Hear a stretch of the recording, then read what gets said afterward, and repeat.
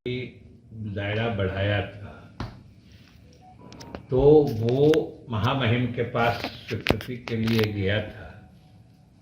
तो यह प्रसन्नता की बात है और सरकार को खुशी है कि राज्यपाल महोदय ने अपनी सहमति दे दी है और अब सरकार तत्काल इस संबंध में अधिसूचना जारी करके तत्काल इन कानूनों के हिसाब से आरक्षण के प्रावधानों को लागू करेगी, चाहे वो सरकारी नौकरियों में आरक्षण का मामला हो या शैक्षणिक संस्थानों में आरक्षण का मामला हो।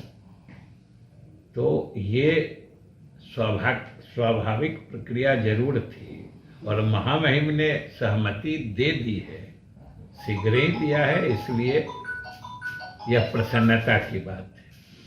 और सरकार के लिए सबसे अधिक प्रसन्नता की बात जो है कि जातीय गणना जिस प्रकार से सरकार ने सफलतापूर्वक संपन्न किया, और आप सब जानते हैं, पूरे बिहार के लोग ही नहीं संपूर्ण देश के लोग जानते हैं कि आज तक देश में इस तरह की प्रक्रिया इतने विस्तृत तरीके से कभी पूरी नहीं की गई थी। जो एक आज से 90 साल से भी अधिक 1931 के जातीय गणना की बात कही जाती है, उसके भी प्रतिवेदन को अगर आप देखिएगा तो उसमें भी इतने विस्तार से व्यक्तिगत या परिवार की सूचनाएं, चाहे सामाजिक हो या आर्थिक हो, एकत्रित नहीं की गई। जिम्मेदारी को न सिर्फ उठाया बल्कि उसको पूरा करके पूरे देश को रास्ता दिखाया है।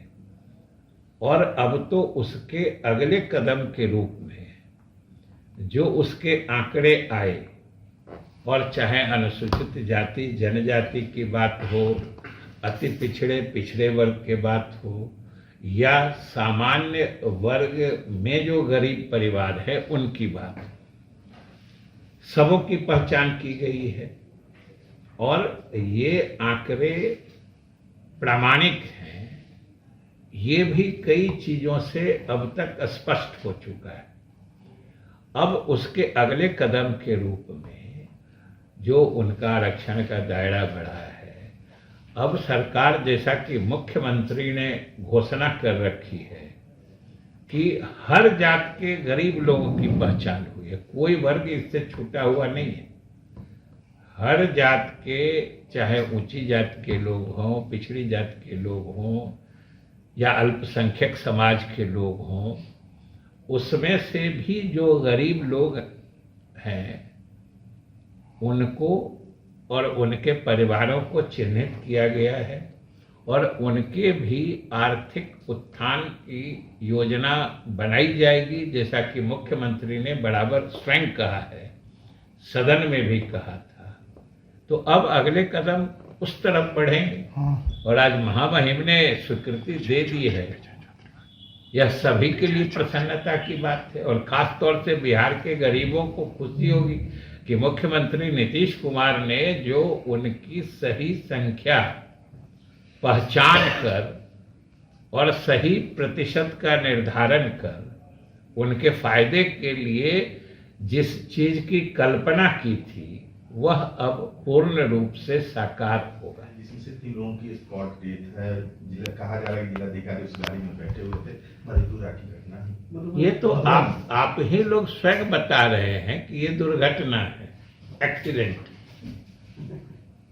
तो इसलिए एक्सीडेंट हुई है तो पीड़ित परिवारों को जो सरकारी प्रावधान है उसके तहत निश्चित रूप से उनको मदद करने की व्यवस्था की जाएगी और दुर्घटना नहीं हो इसके लिए सबों को सचेत रहना चाहिए, चाहे वो सामान्य नागरिक हैं या अधिकारी हों। सीतामढ़ी में जहरीली शराब से मौत का भी मामला लेकर के बीजेपी हमलावर है। एक बात बताइए कि आप कह रहे हैं कि हाल के परिप्रेक्ष्य में वो ऐसा बोल रहे हैं या हाल की घटनाओं के कारण वो ऐसा बोल रहे हैं। तो इस हाल की घटना या इस हाल का समय चाहे जितना दिन आप निर्धारित कर लीजिए, उसके पहले बीजेपी के लोग सरकार के शासन व्यवस्था की तारीफ कर रहे थे क्या? हाल के समय से पीछे वो सरकार के को अच्छा कर रहे थे, सरकार की विधि व्यवस्था की प्रशंसा कर रहे थे क्या? और सरकार ने तो हमेशा कहा है कि हम अपराध न हो ऐसी स्थिति बनाना चाहते हैं, और अगर अपराध होते हैं तो अपराधी बख्शे नहीं जाएंगे। और चाहे घटना लखीसराय की हो, सीतामढ़ी की हो, चाहे बिहार के किसी भाग की हो, कोई अगर अपराध करता है तो अपराधी को कानून के हवाले निश्चित रूप से किया जाएगा।